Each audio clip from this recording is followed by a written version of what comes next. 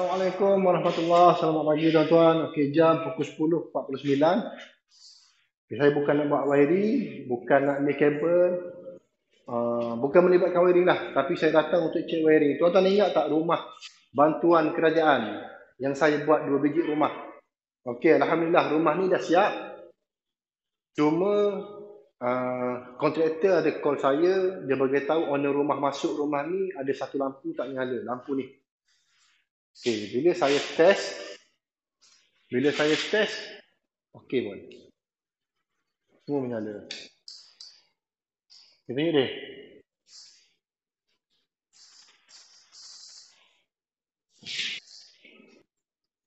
Okey, meter dah masuk tuan-tuan, ni meter. Cuma yang ni je lah. Ni lah kalau harapkan orang lain yang buat, dia akan jadi macam ni. Yang pipe ni, asal ni saya letak sama dengan chamber ni. Asalnya. Lepas tu saya tinggal, sebab yang sini dia nak konkrit, dia nak buat benda ni. Jadi saya tinggal, datang balik macam ni lah. Kalau yang bukan ahli dia buat, macam ni lah. Saya pun tak boleh cakap apa lah. Jadi, saya nak ajar satu benda pada tuan-tuan. Kalau seandainya anda lampu tak menyala, macam mana anda nak buat? Okey, jika rumah tuan-tuan lampu tak menyala, seandainya anda on switch ni, lampu tak menyala. Yang ni saya dah buat menyala tuan-tuan. Tak ada masalah. Okey, pertama sekali apa yang anda kena buat, cuba pusing dulu. Tengok lampu ni. Sebab apa lampu ni dia jadi macam ni? Yang pertama di hujung. Dia tak ada kaitan dengan kabel. Dia hujung.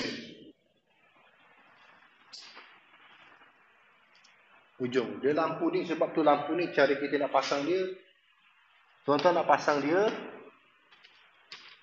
jangan tolak daripada sini. Jangan terlampau tolak dia.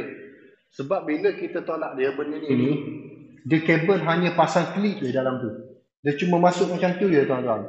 Bila tuan-tuan tolak dengan cara yang kasar, ataupun buat dengan cara yang kasar, saya takut benda ni, dia punya pin dia halus ni, dia tak sentuh dengan tembaga dalam tu. Cara nak masukkan dia senang. Benda ni sebenarnya kalau tahu step dia mudah je.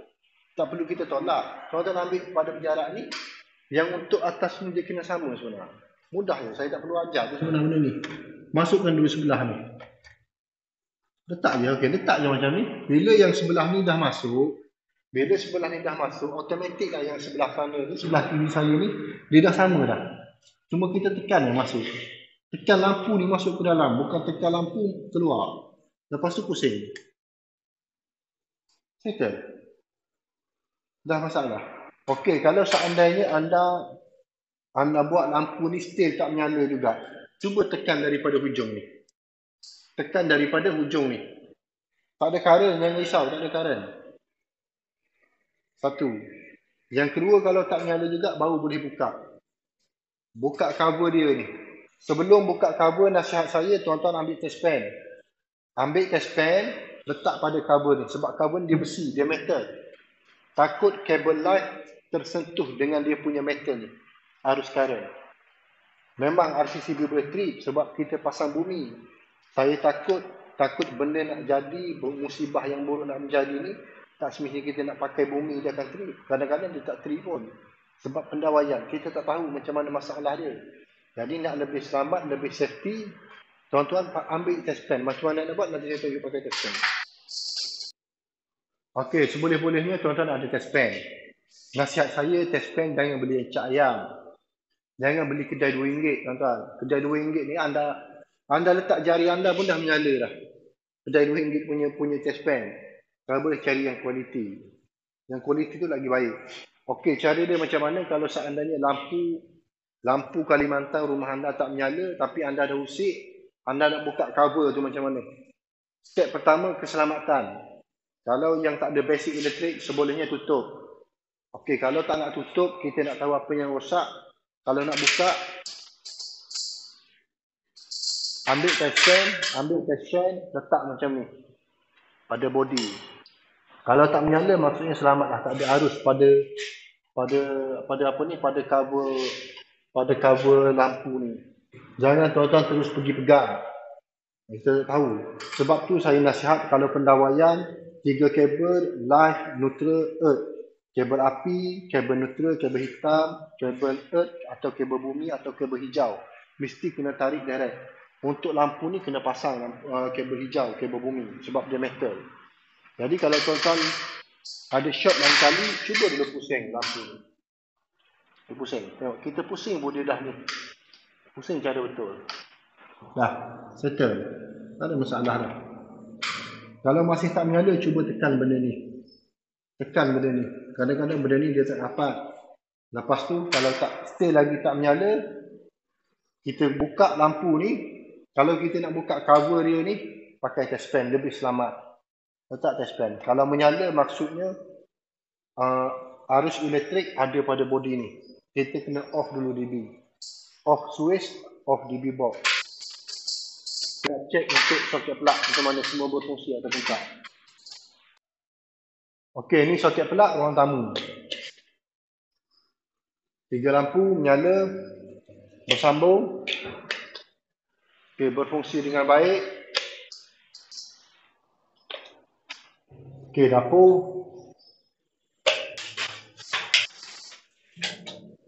Okey, tandas. Bilik nombor 3. Bilik nombor 2. Yang ni master bedroom, bilik nombor 1. Jadi semua soket plug berfunction. Lampu kipas berfungsi. Okey, lampu ruang tamu dua-dua berfungsi, menyala. Kipas okey. Lampu dalam bilik, bilik nombor 2 okey. Okey, bilik nombor 3 berfunction okey. Dapur dan sini. Okey, tandas. Ini ruangan untuk mesin basuh dan ini adalah tandas. Semua okey, berfunction. Tak ada dakwa-dakwi, apa yang saya buat tak menjadi. Cuma 2 lampu tak masukkan lagi. Yang pertama lampu ni. Okey, yang pertama lampu ni. Okey, yang kedua lampu garaj. Yang ni. Okey, untuk spek DB sama macam biasa, tak ada perubahan apa-apa. Saya pakai 32, yang lain litar cahaya sin 6, litar kuasa sin 16. Di rumah Duafat pakai 12 way. Still saya buat cara follow spec. Jadi saya nak test strip soket plug dengan soket tester. Okey, bila saya tekan button merah ni, RCCB mesti trip. Bila trip, bermaksud pendawaian yang saya buat ni berfungsi dan bersambung elok. Okay, trip. Semua sekali mati. Jadi kita on RCCB balik.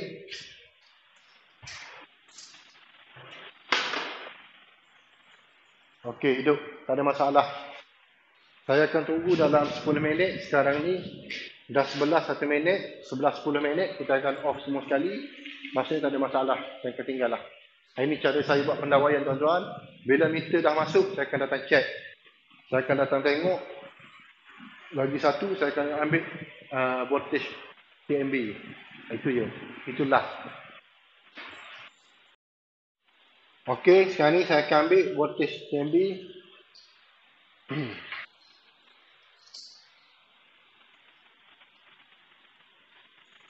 Okey, voltage TMB normal 225. Voltage TMB 225. Atas 225. Incoming RCCB 226. Outgoing 226, 227. Pergi kepada equipment.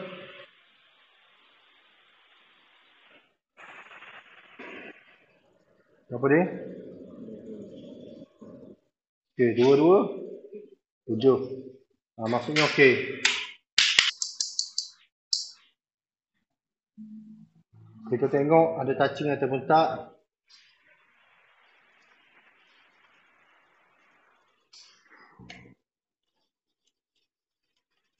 Okey, kosong. Tak ada bunyi apa-apa, maksudnya tak ada touching. Pendawai yang saya buat ni okey. Kita akan cek pembumian bersambung ataupun tak.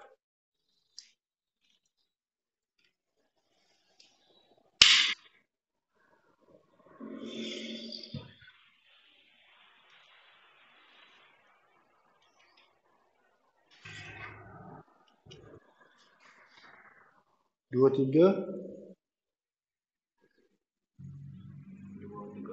Okey, tengok sini dia.